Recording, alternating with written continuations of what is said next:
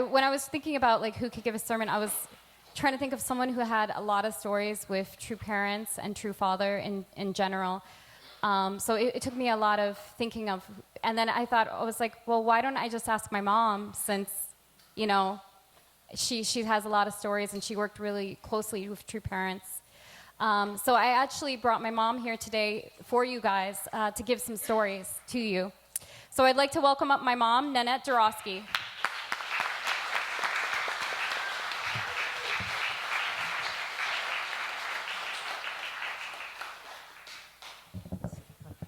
Sure it's all. Okay. Can you hear me okay? Okay. Hi. Good morning, everybody. It's so nice to be back here again. I'm so excited to see all of you. Well, you know, she asked me to speak about two parents, and I joined the church in 1968. And the situation at that time is so different, especially in relationship to two parents. At that time, it was possible to sit with Father in his living room by yourself, just one-on-one, or just be with Father and Mother while they're having dinner, or many, many things which I'll explain. It was a time where you could be really close with two parents, and physically. And he said in the future, there are going to be thousands of members, and it'll be very hard for you to get that close to me. So I feel that it was a very precious, precious time to have these moments with Father.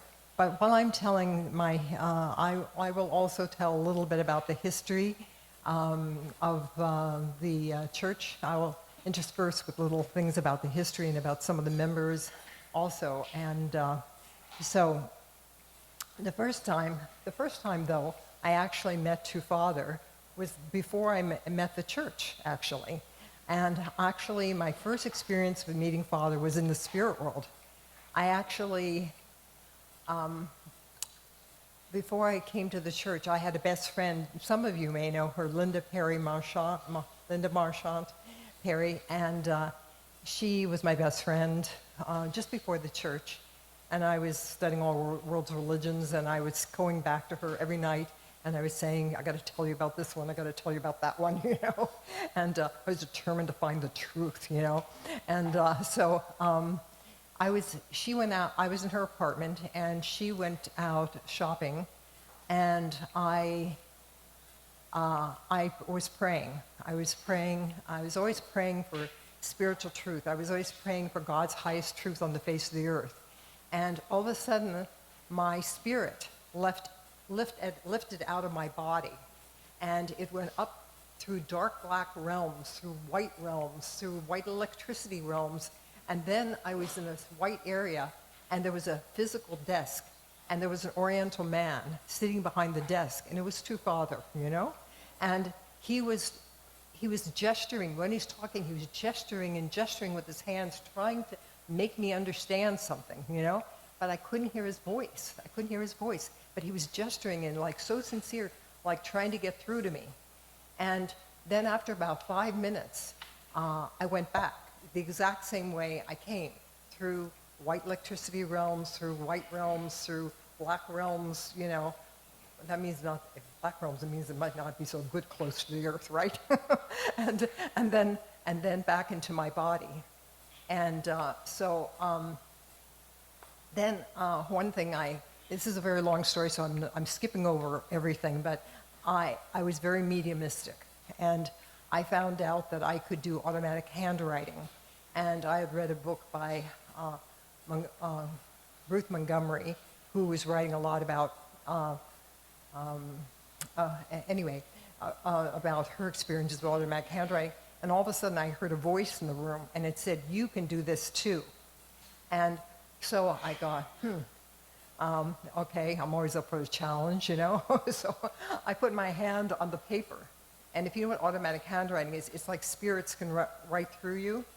And so I put my hand on the paper, and nothing happened for 20 minutes, you know. I was a very patient person, you know, but I was almost at my end here. I said, "I thought you said I could do this too," you know. And all of a sudden, after 20 minutes, my hand started moving. And at first it was very scribble, you know. And then the first message was about the Socrates, that of your studies, you should disregard the Sophists because they're trying to prove things that are not completely true. And so I said, okay. And then, so after I was in the spirit, and through this automatic handwriting, I learned many things. One thing was, simple things, like Linda Perry lost her cat. And for 3 days, she can't find her cat. So Linda calls me, can you please ask your writing if they can find my cat? So I said, okay, I'll ask. I don't know if they're going to tell me or not. I asked the writing, and it said, it's under the bridge. It's under this underpass. It's on the left-hand side, the right-hand side, and his left paw is hurt. He got hit by a car, and his left paw is hurt. So she went there. He was there, okay? I also... they criticized me, the spirit world criticized me because I was a very fashionable dresser of the time. I wore micro mini skirts and all kinds of pizzazzy clothes and everything. And they said, my wife in the 13th and 17th century never wore that kind of clothes, that kind of short skirt. And I said, yeah, man, that's the 17th century, you know. So, I was a little reactive. They also told me who was going to be president of the United States. And Linda Perry and I used to always drive on her. She had a Honda motorcycle, and she also had a Lambretta. And we were always driving, and I was, at that time there was no air conditioning in the cars, and I used to throw literature into people's cars for the wrong candidate, presumably, because the writings told me, this other person is going to win. You are making a mistake spending all your time throwing literature off the back of the motorcycle in people's cars because, and they were right and I was wrong, okay? And so there were all these things. They also told me, this is the time of the second coming. And I didn't read the Bible too much. I knew some of the Bible, but Catholics, I was a Catholic, don't read it very clearly. And so I said, the second coming of what? Was my reaction. I didn't know, second coming, And so I didn't really clue in on that point. Anyway, I did this automatic handwriting. So when I came down from the spirit world, and then I got to grab paper and pencil, and I said, who is that? Who is that? And they said, that was a man who has all knowledge, all spiritual knowledge. And I said, well, then why couldn't I hear him? Because you need to search further and you need to look longer and find him. And I said, oh. And then they said, and so anyway, and I said, well, then is that a man on the physical earth or is the spirit in the spirit world? And he said, oh, it's a man living on the earth, but you met in spirit. You met in spirit. Later in 1968, when Father first came to America, he told me that at least 13 people he met with spirit. Early members, he met with spirit. And some of them made it, some of it didn't, Some, like it always is, people step up to the plate or they don't, So, anyway, the first time I met Father physically, it was shortly after I joined, and within months he came in 1968, and then they were going to have a blessing at the beginning of 1969, and I was so nervous to meet Father, so nervous, and when I came down, I came down with everybody. We were all in a circle in the Upshur house, and to meet Father. And Father came in, and Father was so loving and so sincere. He took each person's hand, and he went around the circle. We were only like 12 members. And he took each person's hand and squeezed it and held each one. But there was one girl that was studying with us who, she made a mistake and she was pregnant, and she couldn't stay in the center or anything, and she didn't make it in the end. But she was there, and she had just heard the principal. And Father went to her, and he stopped and spent special time with her. And he didn't condemn her, he didn't judge her, he just loved her and tried to give her encouragement, and stopped and spoke to her, gave her so much encouragement to try to make it, Ultimately, it's us, we have to know, whether we can make it or not. Then, when Father came, he brought President Yu with him. And President Yu, he and I became really good buddies, Like, he would always say to me, Nanette, you are an artist, and you have the principle, you have everything, he'd say that to me. You're an artist, you have the principle, you have everything.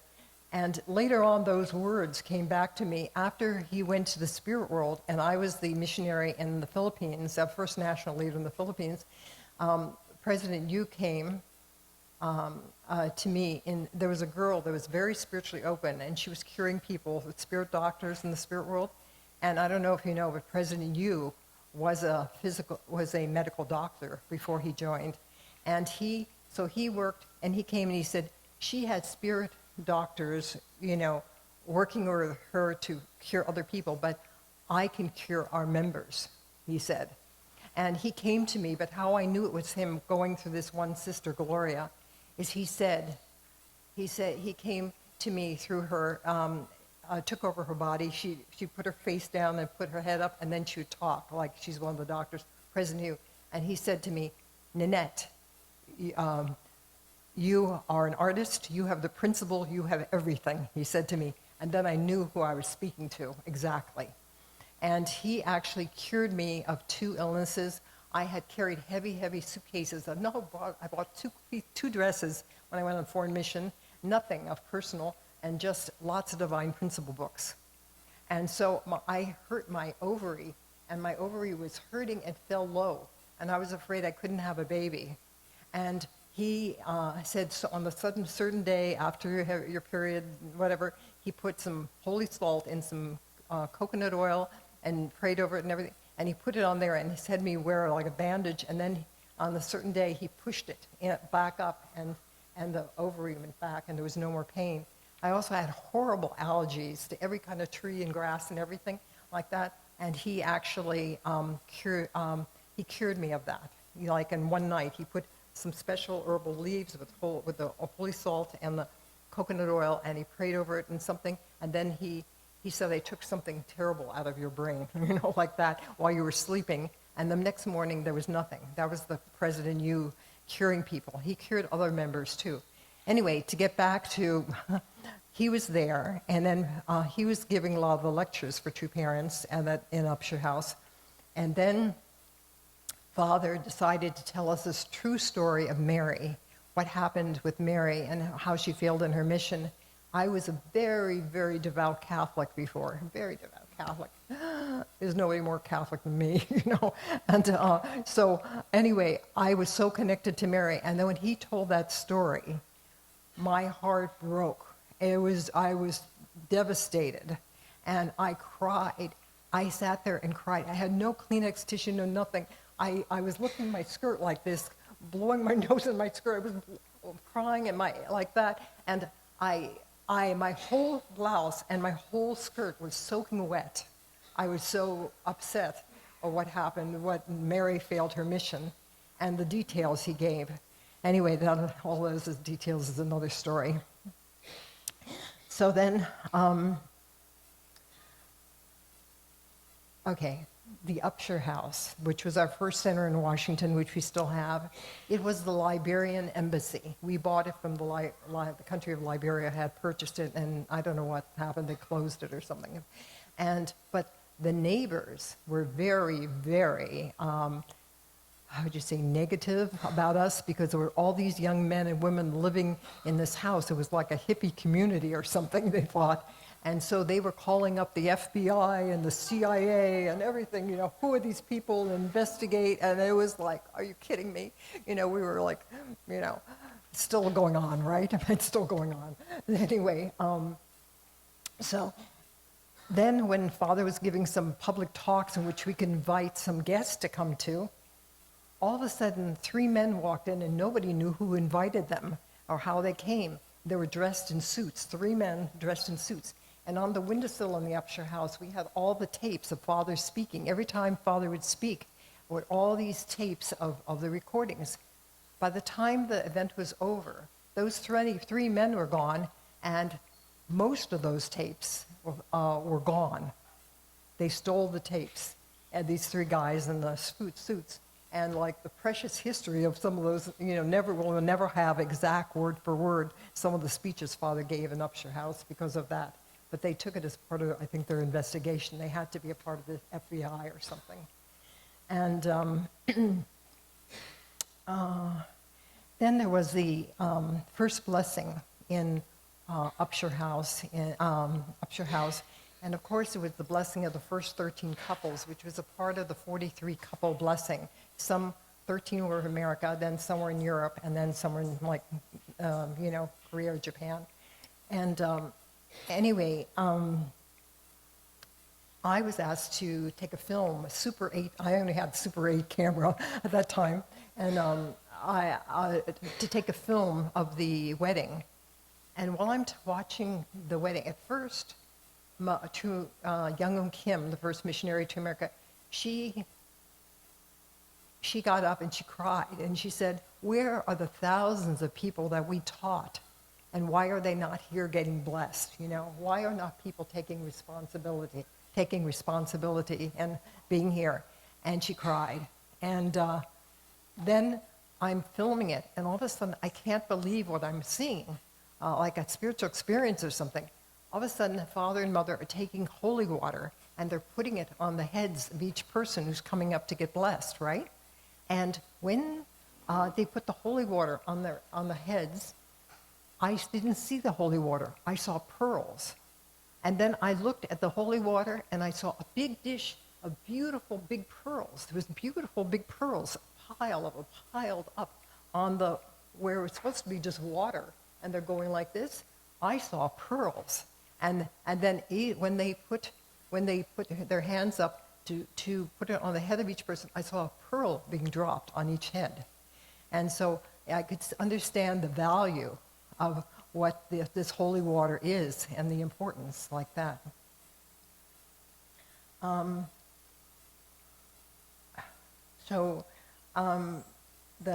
The atmosphere at that time was, I have to tell you, I was witnessed to by Neil Salonen, and that is that's another long story which I'm not going to share with you, but it's really interesting. But anyway, the day he brought me to the center, I'll just give this little tidbit. I was dressed with my micro mini skirt, black and white op-art dress with black and white earrings that flap like this, and quite exotic eye makeup, and they had micro mini skirt, black and white striped stockings with black shoes with white pom-poms on them. Okay, I walked in the church center, and everybody, all the members, looked at each other, and I later found out, like Nora and Hilly and a few of them said, John, Neil just doesn't know how to pick them. He just doesn't know how to pick them, So they obviously thought I was not a spiritual person, just because I was dressed up like Neil said I was dressed like a Christmas tree. That was his impression. Anyway, but to put this all in context, I was an art student. I was studying at the Corcoran School of Art. I was developing the three-dimensional motion pictures with lasers and holography, and had a grant from the Ford Foundation. And I was designing electronic dresses. Anyway, I had an opening at the Corcoran, and Andy Warhol was on the other side having an opening. And a friend of mine from Art in America magazine took me over and introduced me to Andy Warhol, and who is a very famous artist. So we drove around in his stretch limo, and we went to parties and stuff. And then, anyway, I just want you to know that I liberated Andy Warhol. And the next time where I'm going to be blessing him, Anyway, he did all those paintings of Marilyn Monroe and the soup cans and all that stuff. He did over 1,000 paintings. Anyway, So I was coming from that kind of point of view, the other world, the other world that was not technically, which people thought the spiritual people would come from. But I was always very moral, and I was very, very, even though I looked like that, I was very religious, very moral, and okay. So the atmosphere at that time also was we were very fervent, witnessing constantly. Neil Salonen and I would go out, and Marie Ong and Linda Perry and a whole team of us, Nora Spurgeon, we'd go out witnessing every night. Every night we'd go witnessing, and we didn't come back, until we brought somebody back with us, and it was a time of great intensity, and also there was a great feeling of great love and camaraderie between everyone, especially the sisters. They were always hugging and holding each other all the time, and it was a really great amount of love that was at that time. And there was a time when also many songs were written for the songbook. And Sandy Singleton Lowen, Lyle Lowen, she wrote many things like The Bridegroom's Face and many of the things in the old songbook. And Hilly Edwards was receiving songs. I mean, I think Hilly, the song, His Face is Like the Sun and Like the Moon, that song, she received that. A bunch of angels appeared to her, and she just she just took it down like dictation. The angels were singing that song, and she didn't write the song, and she just wrote it down. The angels were singing that song. So it was. I'm just giving you kind of a little bit of background of what it was like when Father came. So I don't mean to be divert, but I just think you should understand. And also, I want to tell you just one kind of funny story too. when I can't see. 20 minutes. Okay. All right. So then. Linda Perry, after I heard the lectures, I demanded to hear the lectures. I wouldn't go home. I had to hear all the lectures in one night. I called Linda Perry up at 2 a.m., my best friend. I said, Linda, you have to, the most amazing thing in the world. Something has amazingly happened in the world. And she said, well, what is it? And she says, oh, I said, I can't tell you. She said, you can't tell me? I said, no, you have to come hear all the lectures before you can know. She said, well, then why would you call me up let me understand this correctly. You called me up at 2 o'clock in the morning to tell me you can tell me nothing? Is that what you did? So anyway, the things were going like that all the time. Anyway, so now during that time, that early time when I was joining, it was so interesting. Just even the first weeks I joined, there was a song called on the number one on the radio was "Come, Mr. Sun, Come, Mr. Moon, Come Save Us." It was number one song on the radio at that time. And then there was a group called, how Father said, "Sweat for earth, blood for man, tears for heaven." Well, there was an album came out called "Blood, Sweat, and Tears." And I thought, oh, the spirit world is working in the music industry, is working all over the place, to witness. And then I wanted to tell you one thing about Billy Graham. Some of our members went there to witness, to ask if he knew who Father was, because he should have been to the Protestants, he should have been a John the Baptist figure. And so everybody went to the thing, and then they asked when they had questions, do you know who Sun Myung Moon is? And they didn't know. So then they investigated. They called, and they talked to Young Kim. Can I send you Divine Principle book? Then you will know. And they said, oh, no, we're not interested in your book. Just who is he? Like that. And then I don't know how they did their own thinking of investigation. They went to the next meeting, and Billy Graham's people told Billy Graham, I guess, through this must be a satanic antichrist. So they said in front of everybody, in a big stadium, Jesus must be a satanic antichrist. So the Billy Graham's people failed to do the proper investigation. They failed to read the Divine Principle, which Young Kim told to make a proper evaluation. And because of this kind of thing, this is the reason why Billy Graham was not able to witness to Father. And that was for the Protestants. For the Catholics, it should have been Jean Dixon. Jean Dixon was a very famous prophetess, and she saw she was a Catholic prophetess, and 10,000 people would come to hear her. And when she speaks, and she saw the assassination, she predicted the assassination of John F. Kennedy and of Martin Luther King. She actually saw she said in 1960 she saw a vision of an Oriental man and a woman and a child, and that they were like coming to the U.S. or something, like, you know, like it's his representing his family. There was also other spiritual people at that time. John Pentagon was he was a psychic in England, and he said in 1965, upon England's soil will the Messiah walk. And Father actually went in 65, making those holy grounds, and he walked on England's ground.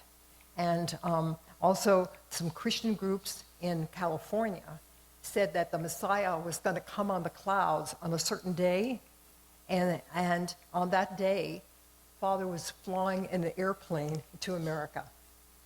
And and they said they would come over California, this certain place, and Father's plane went right over that area in a certain place, okay? So this was the atmosphere that's going on during, you understand what I'm saying? And then Jean Dixon, she also failed in her mission to be the John the Baptist of the Catholics. How did that happen? Okay, so Jean Dixon, they invited Jean Dixon to the Upshur House. Jean Dixon actually came and went to the Upshur House, and she came up to Father and she said, "You are the man I have been waiting for. Your name is written in my hand," she said. And then Father said, "If you can know who I am without hearing the divine principle, why don't you follow?" And then she became very prideful, and she said, "No pressure, no pressure, no pressure," like that. So these spiritually oriented people, not all of them are really, you know, they're caught up with their own pride, you know, sometimes. So, well, I have to tell you that because my mission changed. I had a lot of little missions here and there, whatever. But my mission, everybody, by the way, everybody taught divine principle. After 3 weeks in the principle, I studied every night, all night, studying how to teach the principle, outlines, note cards, everything. After 3 weeks, I could teach the divine principle, and I gave my first Sunday sermon after I was in the church about a month. And I love teaching the divine principle. It's like my passion, you know. Even today, I'm 78 and I'm still teaching the divine principle, you know. And but because of my father, my physical father, my father was the world's most famous chef in his lifetime. He stayed at the Cordon Bleu in Paris. He did his apprenticeship in 26 nations of the world. 26 nations of the world. He worked for King Farouk of Egypt, Prince Constantine of Greece. He came to America, was a head banquet chef at the Waldorf Astoria for 22 and a half years, and he was asked by 5 presidents of the United States to be White House chef, and so much more, okay? And then he was, the heads of 10 countries have to say that you're the best chef in the world. So the heads of Eisenhower had the 10 people say, because he had banquets for all the great leaders of the world. So they easily could say that. So because of that, I'm not the great chef, but because of that, I'm asked to put together the Ginseng Tea House in Washington, which existed for a period of time. And I made a health food restaurant with all Art Nouveau and very artsy thing. But finally, they had to sell the building. But then they took me and they said, "Oh, you're so good cooking. You're going to cook for True Father now." And that's a whole nother series of stories about True Father, okay? So what happened is, one thing is I'm skipping around a little bit, but on the 40th year, I traveled for 20, thank you. On one of the airplanes, at 21 days I was traveling with I was traveling with there were 3 trucks during the 21 city tour. And one truck was the audiovisual stuff, one was food truck, the food, and one was, gosh, I can't think now. Anyway, there were 3, the literature or something. Anyway, I was traveling on the first 21 city tour. I was traveling on one of the trucks, and I could really feel that Satan wanted to stop this, wanted to do anything he could do to stop Father's tours, you know? It's like Father was reaching out everywhere.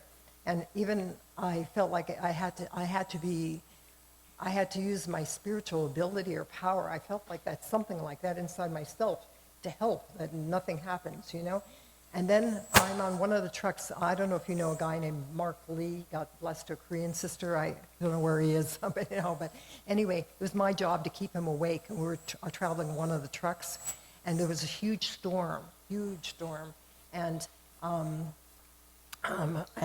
of and there was falls on the Washington State, and you couldn't go through. And we had to back up, and we had to go through this place and that place, and the roads were washed out. And then finally we thought we got a place area to keep going south, and we all of a sudden, so all of a sudden,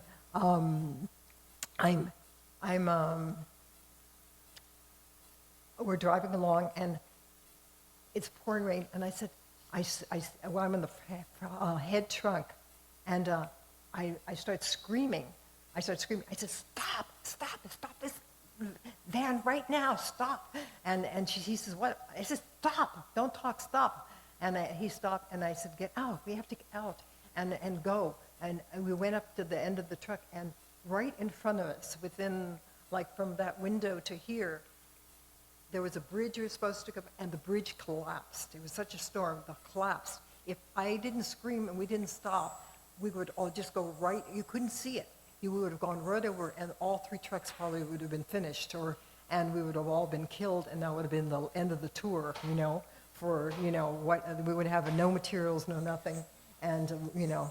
So I felt like somehow I spiritually received something.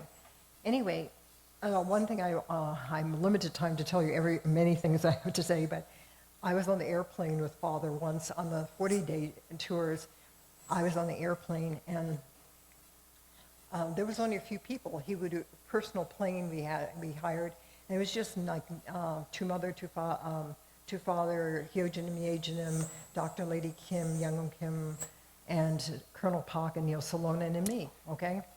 So we were, and like one day I was sitting right across from Father. There was 2 seats here too. I was sitting, and I went over and I sat, and I was talking with Father, and Father decides to tell me we're traveling over Tennessee. We're going over Tennessee. And he said to me, now, if you ever catch a bear, I'm going to catch a bear. And Father's saying, if you ever catch a bear, the gullet of the bear is very strong medicine. You bring that gullet to me. I'm going, I'm going to kill a bear and get the gullet. I said, okay, okay, Father, if I ever catch a bear. It's good to know, you know. So I'll tell you another thing. I am limited time, so I'm not going to get to tell you all my stories, but there was a time during the tours that Father was signing the new Divine Principle book. And to all the state leaders, he was just signing names and giving to each state leader. And then I had been working, you know, I was cooking for Father, and I was cooking with Lady Dr. Kim, and we were rooming together, she and I, and I was supposed to, anyway, I was going to bed, you know, like 2 and 3 o'clock in the morning. Usually at 2 o'clock was it. And then I'd have to be up at 6 o'clock in the morning. I was keeping Father's schedule, you know? I was keeping Father's schedule. And so I was so tired. But Father is also very appreciative, too. And but I said to him, I was thinking, I want one of those Divine Principle books with Father's name in it. I want one too. And I was thinking to myself, so after everybody went out, 2 o'clock in the morning, I kneel, I I got down, I kneeled down on the floor right by his feet, and Father goes, huh? Like that. Huh? And I said, Father, it would be the treasure, and I brought my Divine Principle book. I said, it would be the treasure of my whole lineage if you would sign my Divine Principle book. And Father smiles a little like this, and he goes, takes the book, takes the pen. He says, how do you spell Nanette? But he already started right. He misspelled 2 letters wrong, but he still got the idea, you know. And he wrote it to me. And where everybody else, he just signed his name. But this book he wrote to me, you know, directly. He also was, on holidays and things like that, he would give neckties to the brothers and scarves to the sisters and like a present. But at one time, and I was working so hard, I was so tired, and all of a sudden I get called up for the first scarf, for the first thing. And then Father, and I said, wow, this is so beautiful. You know, I had received 2 or 3 from him, but this one was incredible. Then I went, I came out, and then later the church secretary calls me and said, you don't know what you received. You have no idea. I said, what are you talking about? And she says, Father said to put the most beautiful and the most expensive, and make sure it's a designer scarf, very expensive, and put it on the very top. And then I will choose the person it's going to. So Father, I knew he did that because he knew how tired I was. He knew you know, how much effort I was putting into the work. So like that. Let's see. Okay. Let's try to flip through some.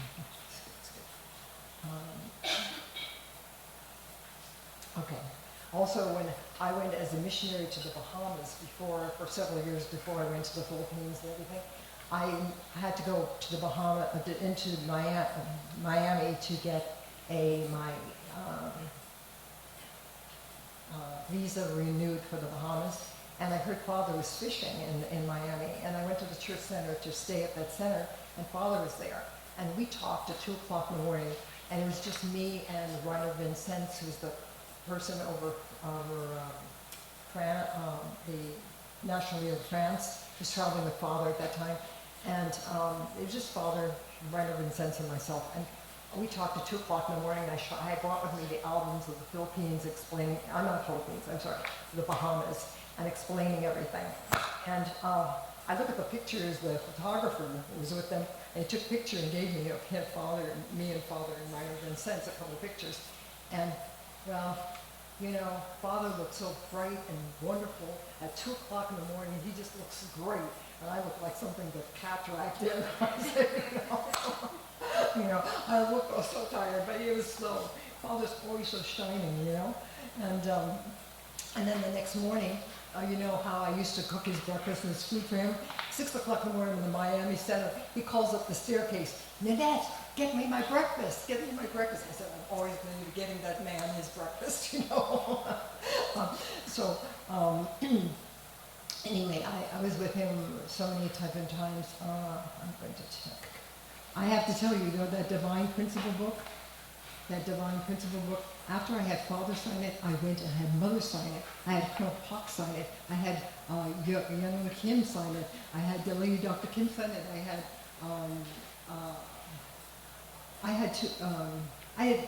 had about 12 people, including Ingenum and Hyogenum. This is the most historic Divine Principle book in the whole world. And my son Landon's already asked if he can be the inheritor of that particular book. And okay, let me see to close off here.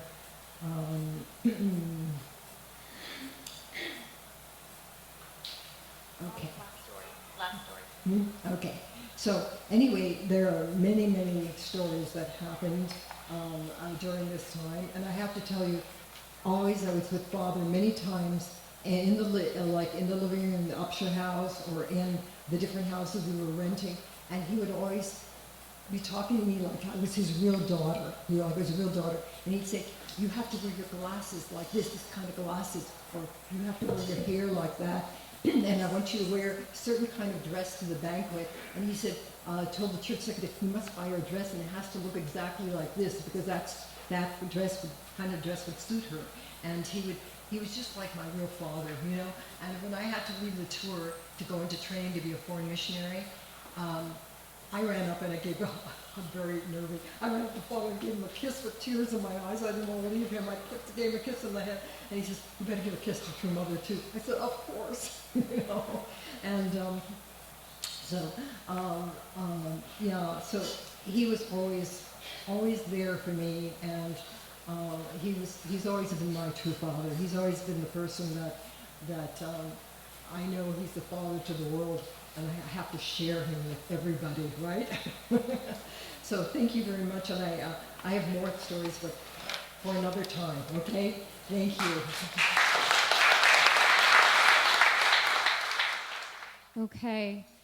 So now in front of you, you guys all have these beautiful roses of all different colors. I want you guys to select your rose, and I want you to, I'm going to ask the first 3 rows to walk up, and then the second row, the 4 tables on the second row, and then the final 3 in the back. I want you guys to walk up and offer a rose to True Father. As you're walking up, you can say a small prayer in your head, and really just reflect, you know, share with True Father how much you love him, tell him about your gratitude in your heart for him, and really just think about True Father in this moment. So I would like we'll start with Hanabetta's table, if they can come up and present the rose. And you can put it over here.